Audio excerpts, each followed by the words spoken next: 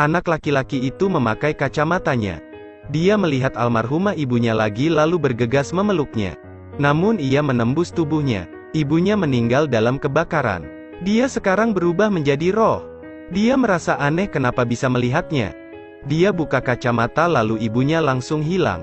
Pas dipakai lagi dia bisa melihatnya jelas. Sampai sore, aku dengan senang hati perkenalkan ibuku kepada semua orang. Kakakku memakai kacamata tapi dia gak bisa lihat apapun. Karena sang ayah tidak mau buat anaknya sedih. Jadi dia menangis di belakangnya. Yang jelas anak laki-laki ini besoknya ke kantor polisi. Polisi mengatakan kebakaran itu disengaja. Sangat cepat. Kebakaran lain terjadi. Tiba di tempat kejadian ditemukan seorang pria yang sangat mencurigakan. Dia memutuskan untuk mengikutinya melalui pintu langsung masuk ke dalam kamar. Dia melihat komputernya penuh dengan gambar api. Di kalender juga tertulis tanggal api. Wanita ini sangat marah, karena ulahnya dia sampai dia harus meninggalkan keluarganya. Dia menghajarnya tapi pukulannya menembus tubuhnya. Jadi keesokan harinya dia membawa anaknya ke kantor polisi. Memberinya sepotong kertas dengan nama dan alamat pelaku. Tapi siapa yang bisa mempercayai seorang anak kecil? Ini membuatnya sangat sulit. Kalau ada bukti itu bagus. Lihatlah alamat di koran. Kemudian mengikutinya ke sebuah lokasi konstruksi. Dia melihat pria itu memegang korek api dan bersiap melakukan kejahatan. Memegang kamera untuk menangkap foto. Tapi sekarang dia ketahuan dan pria itu segera mengejarnya. Bocah itu menangis meminta pertolongan. Saat bocah ini tertangkap, ibunya langsung menembus tubuhnya dan membuatnya menggigil. Bocah itu mengambil kesempatan masuk ke ruangan workshop. Mencari seseorang untuk membantu. Tapi tidak ada yang melihatnya. Tapi sekarang kepala sekolah sedang berjalan bersama anak anjing. Ketika anak anjing menggonggong, ternyata anjing bisa melihat jiwa. Dia langsung menarik anak anjing untuk memimpin kepala sekolah ke bengkel. Dia berkelahi dengan pria itu dan berhasil menangkapnya. Dia tidak bisa memasak makanan yang enak untuk putranya. Namun hanya bersamamu sudah membuatnya merasa hangat. Dia memikirkan berapa lama lagi dia bisa tinggal di sini. Wanita ini tidak bisa mengambil rokok di tanah. Tiba-tiba seorang jiwa laki-laki mengambilnya dengan lembut lalu membuangnya ke tempat sampah. Wanita ini sangat terkejut, namun dia menemukan jawaban dari pria itu.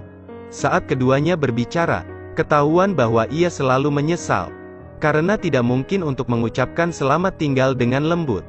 Maka berkat kemampuan untuk melihat jiwanya lalu menemukan kekasihnya. Setelah mengucapkan selamat tinggal yang menyentuh. Sekarang ia tidak punya apa-apa untuk disesali dan segera terbang ke surga.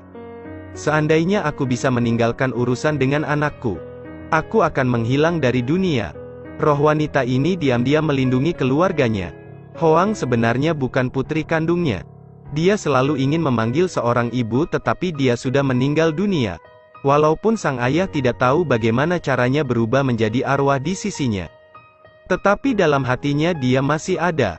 Dia mengatakan kepada putrinya tidak ada kata terlambat.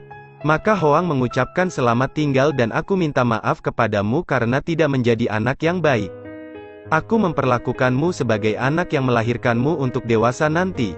Terima kasih. Ibu, saat ini aku tidak bisa menahan air mataku. Walaupun hidup dan mati terpisah. Namun di hati kedua insan memiliki tempat satu sama lain.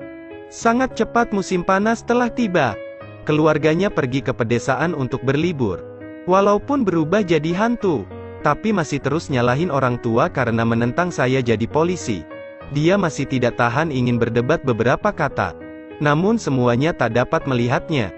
Sehingga malam itu, dia memberitahu kakek neneknya kalau ibu ada di sini. Walaupun hanya sebatas jiwa dia ada di sini. Meskipun itu tidak masuk akal. Tapi kakek memilih untuk percaya dengan kata-katanya. Dia melihat foto putrinya dan mengatakan si bodoh ini kotor. Awalnya ayahnya ingin dia menjadi polisi. Tapi dia malah memilih menjadi pemadam kebakaran. Bahkan dengan kekerasan. Kita harus menghentikan anak-anak kita. Karena beliau seorang polisi. Seharusnya tahu bahayanya profesi ini. Beliau menentang keras karena kasih sayang ayahnya terhadap putrinya. Saat ini beliau menangis tanpa kata-kata. Aku selalu berdebat dengan ayah, itulah mulut yang benar dan hati yang salah. Aku minta maaf di depanmu. Maafkan aku jadi anak yang tidak berbakti. Dia datang dan memeluk kedua orang tuanya, sepertinya tidak ada halangan di antara mereka. Berbulan-bulan kemudian, di samping menyelamatkan kucing, membantu ayah memenuhi impiannya, ibu dan anaknya menangkap penjahat. Diam-diam di samping anaknya melihat anaknya tumbuh dewasa. Tetapi dia juga menemukan bahwa dia tidak punya banyak waktu tersisa. Namun hari ini, bocah dan kakak perempuannya pulang dari pasar. Saat baliho tiba-tiba jatuh dan akan menimpa anak-anak ini. Namun tiba-tiba melayang di udara. Anak laki-laki dengan senang hati memanggil ibunya. Ketika anak saya dalam bahaya, dia pasti bisa melakukannya. Sang adik kembali memberitahu kakaknya bahwa ibu telah menyelamatkan kita.